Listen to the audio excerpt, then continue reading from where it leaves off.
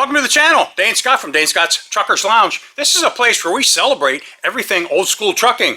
The truckers that made their living in the truck, some of the truck shows that show them off, restorations and featuring some of the trucks today as they've survived, some periodicals and publications and clubs and sometimes truck models. We got it all here, old school trucking. So stick around town.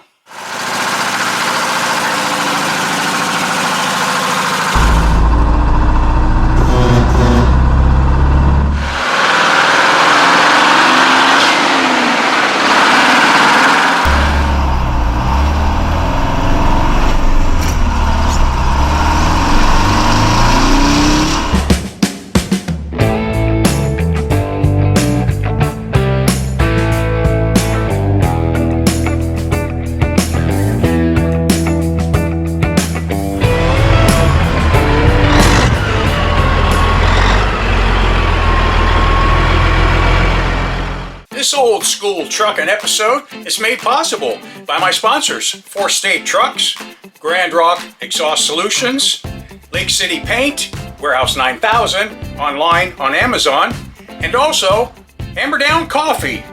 So if you want to save some money, look in the links below in the description box and click on the link there. It'll help you save some money and it'll help me too.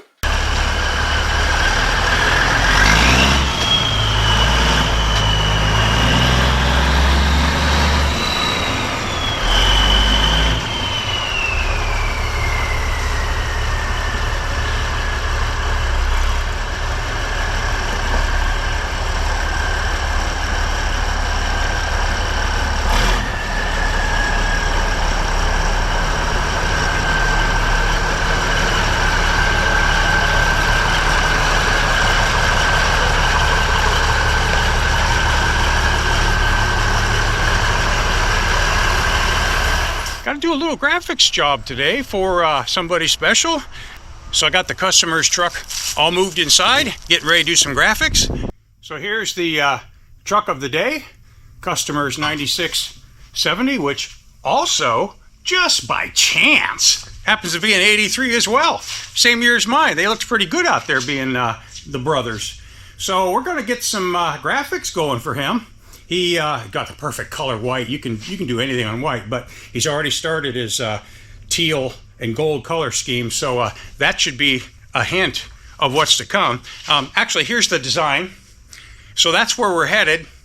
So hopefully I can get him taken care of. But so this is Big Paul's son that owns this truck. They do some pulling with it, and he's a nice guy, just like Big Paul. Big Paul's got the YouTube channel, so you need to check him out. You guys probably already have. I've talked about him before, and he and his son comes out to the shows every year that I hold the first Saturday of June, and I'm sure they'll be there this year too.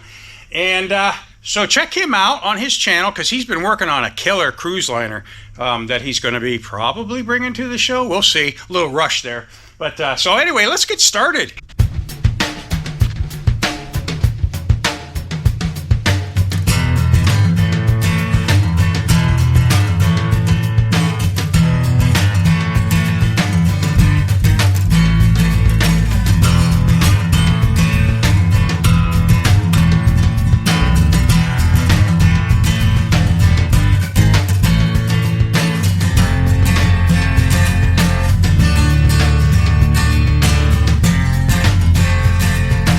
Okay, we got the passenger side all buttoned up.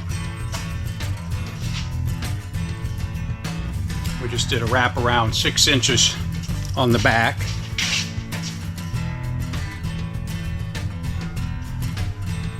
So tomorrow it's on to the driver's side.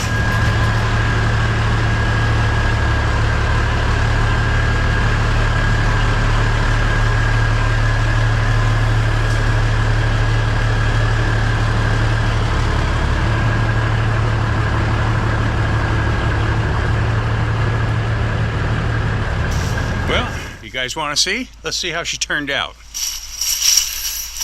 First of all, Paul Jr. did an awesome job with his color choices, gold and turquoise. Nice chrome paint on there, man. That's probably the best chrome paint I've ever seen. I'll have to find out what he used. So of course we wanted the turquoise and gold for the graphics. And what we did was we picked a scheme that International kind of used, but I changed it and modified it so it would be unique and custom, but still have the flavor of the original paint schemes that they offered. They offered a lot of these stripes and curves. So yeah, there we go. And you'll see Paul Jr. up there in Lake and Geauga County at the fairs pulling, maybe some other places. So you keep an eye on him. You can go to Big Paul's YouTube channel. You'll find him. He's a Mac guy, but his son's got a killer corn binder. Welcome back. I've got a lot of cool stuff for you guys today.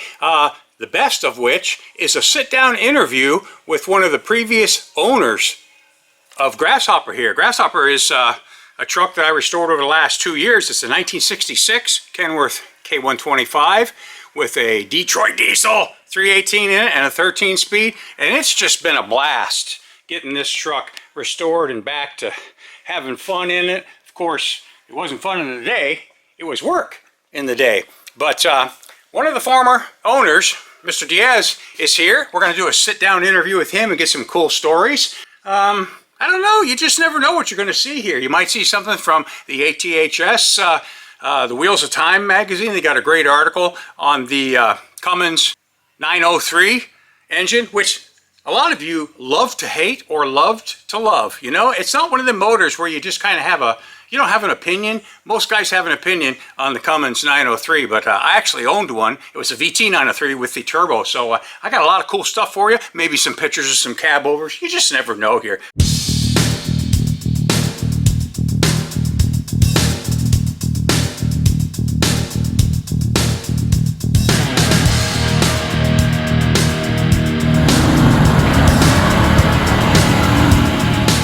So let's get this show on the road, shall we?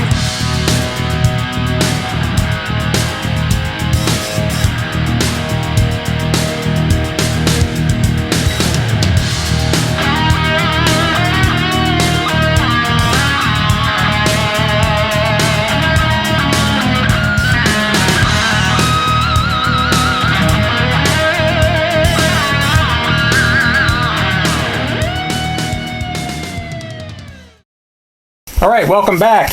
I have a treat for you today, and it's a treat for me more than you guys probably, but you guys have watched the restoration of Grasshopper, the 66 K100 or K125 Kenworth that I've been doing and featured on the channel.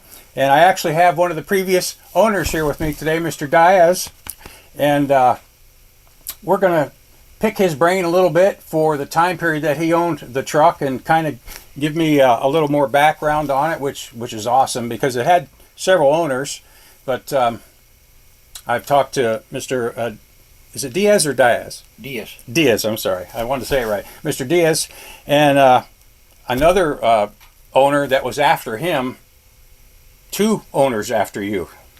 Somebody had it between you, and then he had it, and he's the one who parked it in 79, and you guys know the story from there. If you don't, you can back up and watch the video. So Mr. Diaz came up today to visit me, and I think I'll just ask the pertinent things, I guess, to the truck to you. So you roughly, well, tell me the first truck that you had. You started your career at 18 years old. Yeah, and working for a company, pulling reefer trailers, hauling beef, and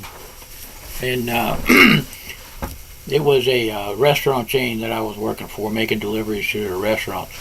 It was a new commissary that they opened up, and they were just getting started. Mm-hmm. Small outfit, and that's how I got started on driving. And then after I worked there for a while, they said, and you know, I got talking to some people and everything. I decided, you know, hey, I think I'm going to buy a truck and go in business myself. You're going to be an IR one. Yeah, I'm going to be an owner operator. And it says, I'm going to go out there. I'm going to do it on my own. It said, I'm going to let my back then it was a chauffeur's license. It wasn't called a CDL. Yeah, right. Yeah. Yep. And I'm going to make my license is going to make me money. Mm-hmm. So I looked around and I found a place in Maryland that there was a used truck place, business, and they had a lot of used trucks, different stuff. You'd see old Japanese Freightliners over there, and I even looked at a couple of them. Okay. And they got a place in my heart. That was my first truck. And then I seen this white 9000 with it was painted blue, and it was a single axle, had a 250 naturally aspirated Cummins in it, and I bought that truck for $4,000. Yep. And so I got that, and then I started trucking. And said I went to work for a household goods company in Alexandria, Virginia, and I didn't pull van trays. I didn't do loose furniture. I said I did. They had containerized freight boxes. Right. Pulled a flatbed, and we used to strap them down, tarp them. Right. Not like the containers we see today out going on the railroad cars. And they were made of wood. They were made of plywood. Yeah. And I did that for a while, and I started, and it was funny because I took the tag off the front of my pickup truck and put it on my truck before I bought a truck, actual tag for that thing. Yeah. And well, I guess it was good because I got away with that. Yeah, yeah. Well, when you started this, you were really experienced. You knew a lot about the trucking industry, right? Oh yeah, I knew. Well, that's a truck out there, ain't it? Yeah. Yeah. I want one of those. Says I didn't have a mentor, to say, in my family. When I learned to drive, when I was working with that restaurant company, I had a mentor for a short time. I called him my uncle, but he showed. I went on the road with him, and he showed me the ropes on at least doing driving. We went out and made pretty much showed me what it was all about, and then after a while, I decided to buy that truck. I bought that truck, and I was running over the road with it. And it's like, it didn't have a sleeper on it. No. Right? And it didn't, and it says, so I carried a board behind the seats. And when I needed to sleep at night, I would put that board across the seats, right? And I'd lay down on the seats with the driver's door open and my feet sticking out the driver's door. Man, that had to hurt. Well, I guess, hey, when you're young. You were young, yeah, right. When you're young and dumb, Young and pliable. Yeah, yeah, I guess you'd call it that. Yeah. And so I did that for a while, and then somebody told me about this Kenworth, 1966 Kenworth. Hey, I know where there's one sitting for sale. Oh yeah. So I thought I'd go over there and look at it. I said, man, that's a Kenworth. I sure would like to have a Kenworth. Yeah. And then when I got when I went over there to look at it, and found out I took my white 9000 over there, drove it over there, and then I got to talking to the guy. I don't remember what the price on it was, and whether there was any cash involved, but I know I traded him the white 9000 for the for the Kenworth. Yep. And I don't recall if I gave him any cash or if he gave me any. I know I didn't get any cash. But anyway, I got a truck, plus the fact that, hey, it's got a sleeper. Yeah. That's got to be better than sleeping on that board. Almost seemed like it was too good to be true. You're trading a white for a KW. Yeah. And then that's how I got that truck. And then when I got that truck, I said I put a real tag on the front of it. Okay. So was that truck really good running condition, and you made out like a bandit, right? I think the other guy made out like a bandit. I don't think he made out. I think he was the bandit. Little discrepancy, huh? Well, I run it for a while, and I had, because I knew so much about trucks, I later found out that the engine needs to be overhauled. And a few other little minor things. Yeah. And so I ended up having to get the engine overhauled. It's a 8V71 Detroit, and I knew a guy there in Alexandria that was real good. He was real good at overhauling them engines, and he overhauled that engine, did a good job on it. And after he overhauled it, before he overhauled it, I remember when the weather got cold, like starting in the fall, getting that engine, the engine was so wore out, the compression on it was so low that it would not start. You had to use ether. You had to use a whole can of ether to get that engine started. And then finally, when it started, just sit there and it shake, and it's like a old 1693 cab. Yeah. Right. And it would. And then finally, it'd smooth out and everything, and it put out white smoke and everything. And and then that when that started happening, I said, okay, I'm going to have to overhaul this thing. So I got the engine overhauled, and Greg, he did a real good job on it. Well, and that had a different transmission then too, right? Yeah, I had the truck originally came from the factory with a 15-speed overdrive in it. Okay. And it went. I had problems with the transmission in it, and then I was down in Florida when it happened. And I went to a GMC dealer over there, and I had to tow it up to the GMC dealer over there. And they looked at it. Yeah, they said, we'll put a transmission in. Well, they never put a transmission in it. I called them and I said, when's it going? Oh, we can't do that job.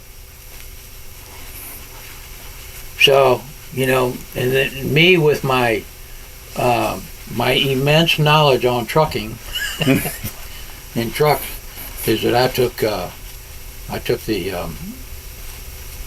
decided that I was going to sell it. And so I told the guy, I had a guy up there, he lived in Arlington, Virginia, and I knew him from working with the household goods company over there. He had a truck and he was doing it. And he asked me about buying it. And I was just too nice a guy, and I sold it to him, but he didn't pay me. I said, yeah, just go. I said, you can pay me in payments. The guy never paid me for it. The guy never. Not one payment. The guy, not one payment. Wow. And then another guy that I knew from over there, he told me he seen a truck over in Arlington, right? And he says, and I said, well, I told him, well, I ain't been paid on it. He said, he asked me, and Bob asked me, he said, you want to sell it? I said, yeah, I'll sell it to you. You can buy it.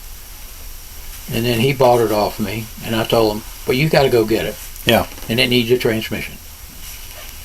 And so he's the one, he bought it, and he put the 13-speed in it. Okay. Okay.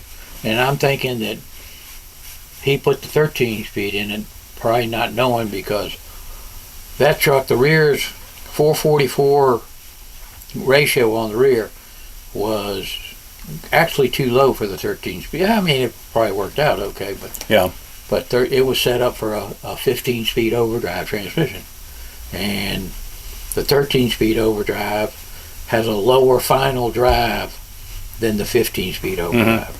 So, but that's what's in it. Yeah. I guess that transmission's still in it. Yeah, it's worked out well. And I didn't have nothing to do with the transmission. Yeah.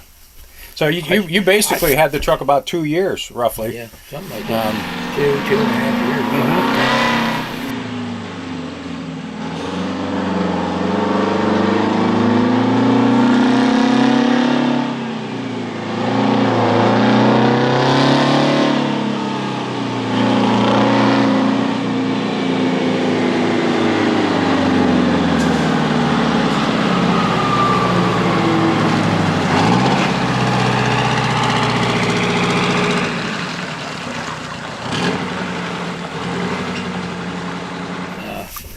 This is now this is the tag that came off the truck before they when Bob had it.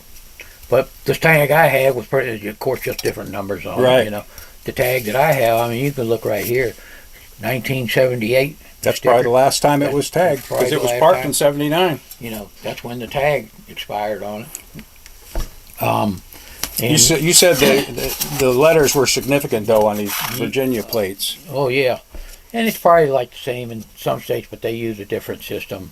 It's like you might not be able to see this on the viewers might not be able to see this because it's so rusted up, but you got a YH here, Mm-hmm. and the Y stands for the tag on this vehicle is on a tractor. That's a tractor truck. Okay. A track or a Why is the tractor. designation for that? Something Okay. with a fifth wheel on it. Okay, and then the H is for hire. Okay. Okay. Now this was back before. Of course, this is before they got the apportioned plates Mm-hmm. on it, and so this tag, without permits to go to other states, this tag was only good in Virginia. Yeah. Okay. But that's the way they did things down there. Not only the Virginia, but the other states too. If you had to operate at another state, you had to get the proper permits. And they'd have one of the things that you get is that you get a plate like this, but it was probably like yellow or an amber type color, and it'd have little squares marked on it, and there were stickers for the permits for Right. each state. Now that was just operating, to be able to operate in that state. Mm-hmm. And then you also had to buy, you have to get fuel permits. And then Yes, you had a yeah. whole bunch of them stickers on the Yes, side I was of just the going to truck. say there's quite a few on there when I got it. And, Yeah. So, you So, know, speaking of stickers and whatnot, there was kind of a fun situation that you had with those. permits, you mean? Yeah. Oh, yeah, I was real good with. I was very. I was going to say, I had a very, very good. I engineered some permits. Used some ingenuity, huh? I used to go. I had been running across Iowa quite a bit, and it was like in Iowa it says you had to get on the, like I was telling you, the stickers. The permit for Iowa was a sticker that went on the side. It didn't go on the. I guess I call it like a bingo plate. The plate was replaced with the bingo card. Mm-hmm. And it says they didn't have a sticker for the bingo cards. They had a sticker. It was called the Iowa Reciprocatory Permit, and it went on the side. Well, I went to Iowa. I was going to Iowa, and I didn't have a permit for that.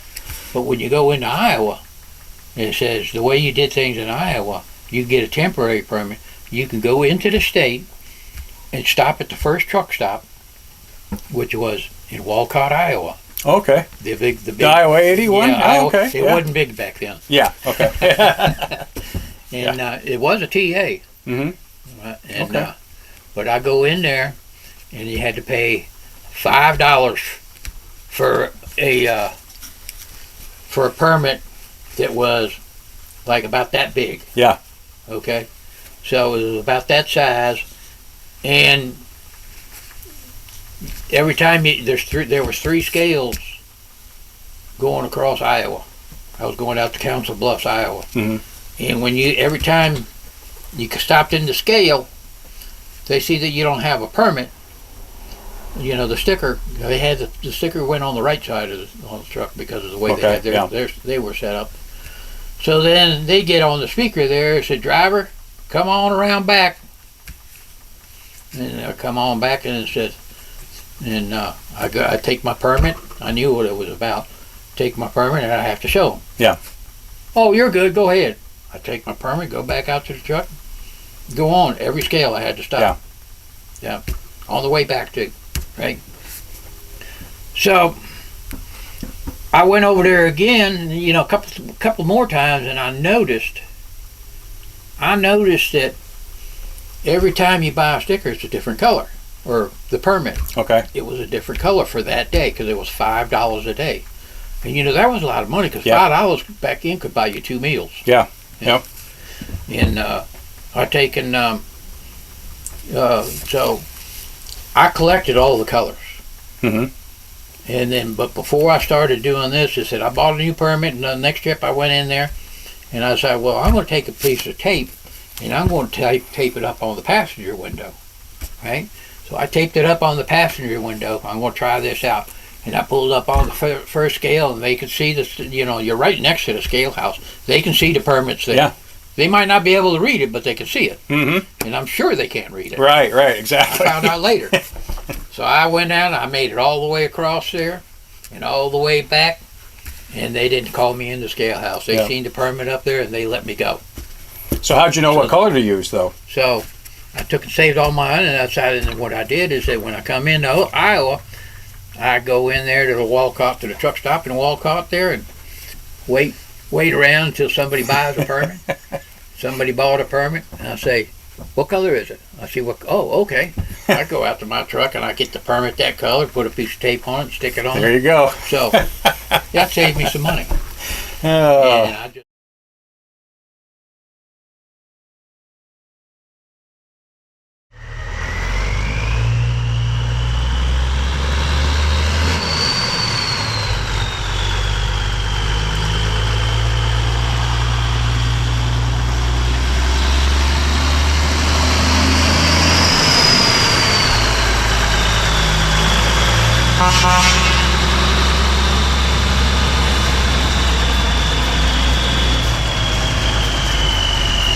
Okay, look where the time's gone. Jeez, this episode's almost a half hour already. I try to keep everything under that half hour mark. So we're going to do a part 2, like you just saw, for Mr. Diaz for that sit down, because he's got some more killer stories. And we'll save that article on the Cummins 903 motor from the ATHS magazine Wheels of Time for next time around. We'll sneak some more in, but that's going to do it for this episode. Please make sure you like the video, subscribe to the channel, hit the bell there so you know when I upload, and comment down below. Let me know what you think. Also, down below, you'll see links to all my sponsors. If you need parts, or you need coffee, or whatever you need for my sponsors, you look down there and you hit the link and you'll get a discount. And who doesn't need a discount, especially in this day and age? So I guess until next time, I want to tell you to keep the hammer down, safe and sound.